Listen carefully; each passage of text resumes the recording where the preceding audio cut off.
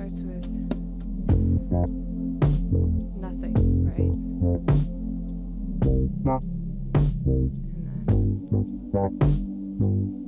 And then check.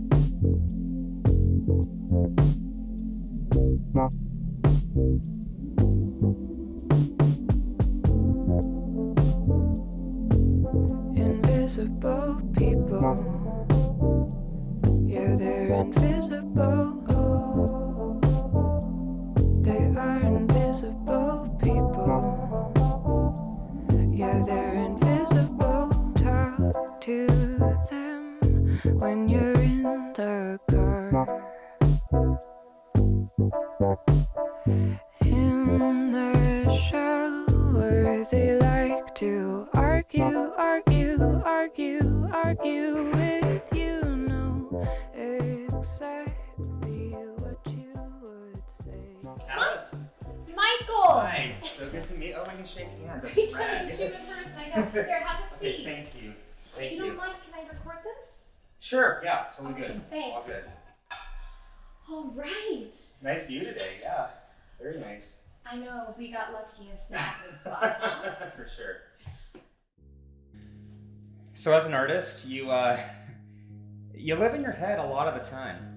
I mean, most artists are introverts, and yet we want to make things for the world to see. So it's difficult. It's a difficult paradox. And I mean, things are already so difficult for me anyway. It's difficult to go online and market yourself, to go to trade shows and conventions, and it's even worse during this pandemic thing. I was going to go to WonderCon and Comic-Con this year. I was going to do Artist Alley, but everything's shut down now, so even if I did want to be extroverted and try to market myself and sell my stuff, I can't do it. So how do I do it? I have my website still. I can reach people on Twitter or whatever. But, I'll spend a month on a finished piece and get 20 likes on it, and then some other artist will throw up a sketch, not even finished, colored artwork, and get like 1,000+ likes on it, and I don't understand what I'm doing wrong. I don't get it. Also, Twitter likes don't translate into money. And so I became an art teacher because that was easier.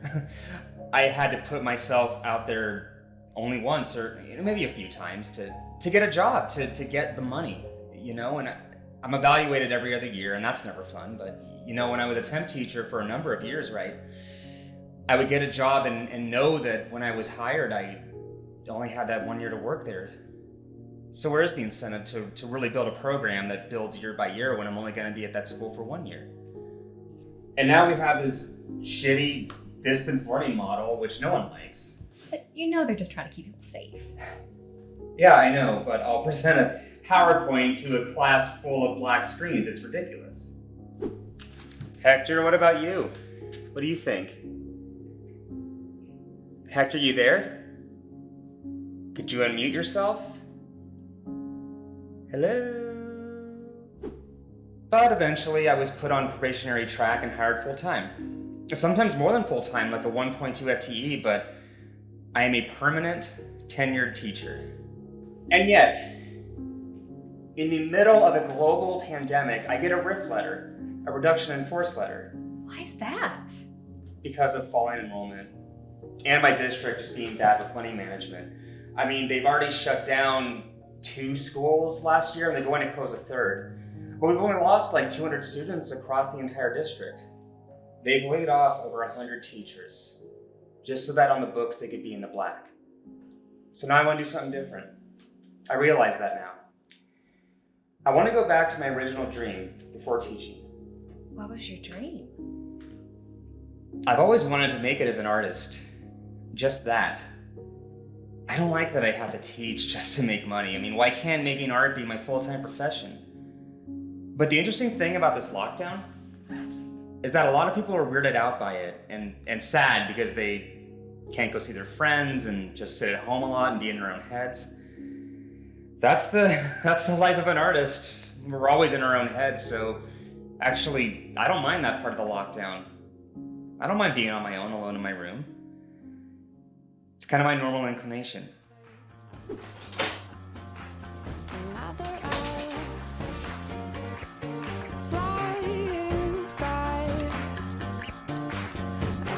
shower yet to dry. And if you told me I was wonderful, I probably would wonder why. I am yours, you are mine. I am yours, you are mine, so it's alright.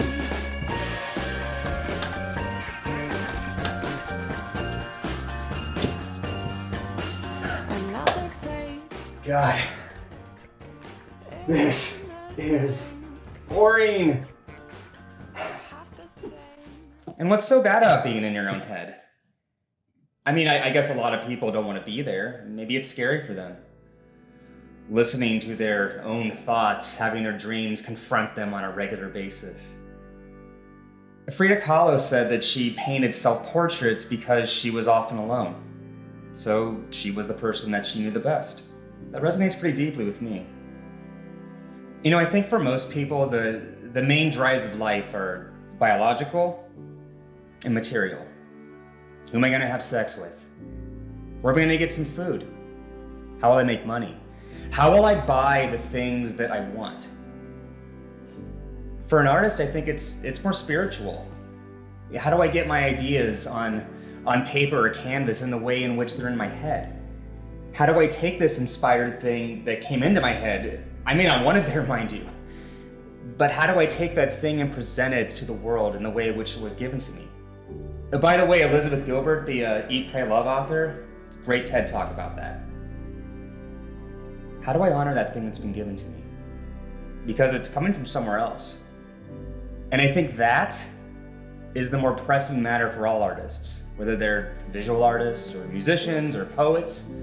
Vasily Kandinsky talked about how the artist is a prophet, leading people to the pinnacle of a spiritual pyramid with their artwork. Joseph Campbell put artists on the same level as shamans, staying between the physical and spiritual world and trying to interpret the messages coming from the spiritual world for the betterment of society or humanity. That's the same as his hero's journey, crossing the threshold into the world of adventure and the underworld, really. Then the artist comes back with the ultimate boon to give to their community. I think that during this shutdown, we're still going through some underworld journey now as a nation. I think it began with the election, in 2016. People should have listened to the artists more. I mean, not only in history, but throughout history. In the run-up to World War I, artists like Kandinsky made paintings of the end times because they felt or saw a coming cataclysm. And I think my paintings are in that same vein. They're alchemical. I think we're currently in a period of dissolution. Just think about the dissolution of norms in our politics, which then spill out into friendships and families. But there has to be a point to this shutdown, this shelter in place. There must be a point to this quarantine, other than the obvious health objective of stopping the virus from spreading. Does there have to be another point? Well, yeah. As an artist, I'm all about mythologizing the world, giving it meaning. For myself and for other people. Either our interdimensional overlords are testing us, or what I hope and believe the most is that this was a time for us to better our society. I think a lot of people use this time to better themselves, to look deep. With all that's going on with wars and wrecking the environment, racial injustice, I think that we've all really now had time to hear from the collective unconscious. We've all been stuck in houses, apartments, condos, whatever, but they're all vessels, alchemical vessels of change. And we've all been allowed time to really get into the nitty-gritty about what makes us human, to spend time with our families. And maybe more and more people finally realize that we're all one family, the human family. We're all one. I think we all realize that love was the most important thing. Love of ourselves, each other, our fellow man. Again, realizing that we're all one family, regardless of skin color. And so we saw injustice, and everyone spoke out. We really need to think about these questions. What kind of society will we be after this experience? What kind of society do we want? Because whatever it is, we can make it happen. Millennials like you and me, we're now the biggest generation, the biggest voting bloc. We can do whatever we put our minds to. Things need to change. And we can do it. We have to do it. I'm so sorry. What? I got a text message Oh. from my husband. I think something's going on at school. Okay, there's drama. Yeah, I'm so we know sorry. all about I it. gotta check on Yeah. my kid. Oh, I'll it's be fine. right back. Yeah, you're good. You're good. No worries. Oh, thank you so much. Sure. I see you've got a letter. Yeah. It's a letter from my district. Gonna find out if I'm rehired or not next year. Oh my gosh.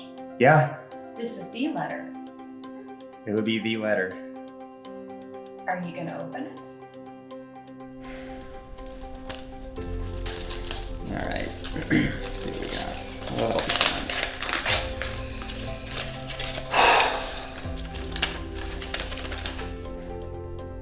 Dear Michael, I am happy to confirm that we have a vacancy at Bayside Middle School for Art 1.0 and you are next on the seniority list for rehire. Would you like to accept this position? Please let me know ASAP, but no later than Monday. Are you okay? Yeah. I'm okay. So you've been rehired though. Yeah, it's crazy. Same position, same site. It's crazy. That sounds like great news.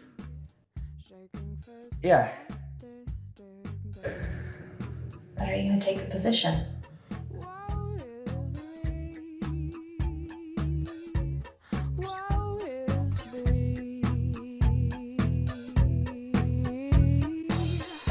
It's all for show, so please bake me cookies.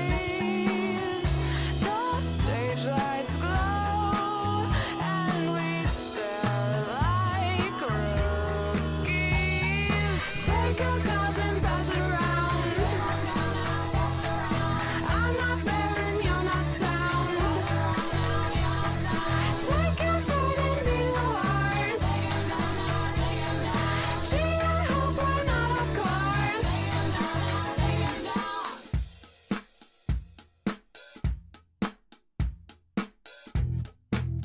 Don't you like what's on TV? It's not free.